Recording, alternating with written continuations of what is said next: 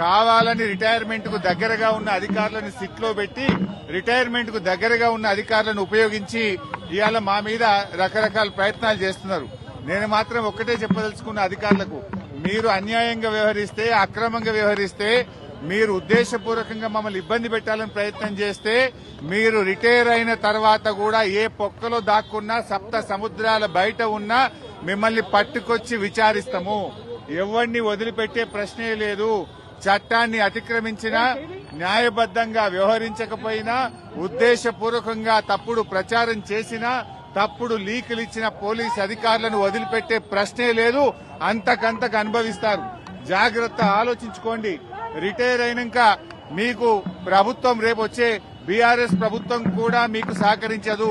మీ సొంత డబ్బులతో సొంత లాయర్లను పెట్టుకుని మీరు కేసులు వాదించుకోవాల్సి వస్తుంది.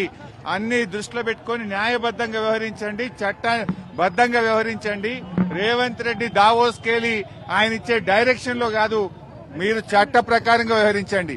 దావోస్ నుంచో, సిపి నుంచో, ఇంకొకరి నుంచో తప్పుడు సూచనలు, వాళ్ళిచ్చే ఆదేశాలను మీరు పాటించి చట్టాన్ని అతిక్రమిస్తే మాత్రం దానికి మీరే బాధ్యత వహించాల్సి వస్తుందని హెచ్చరిస్తా ఉన్నాం.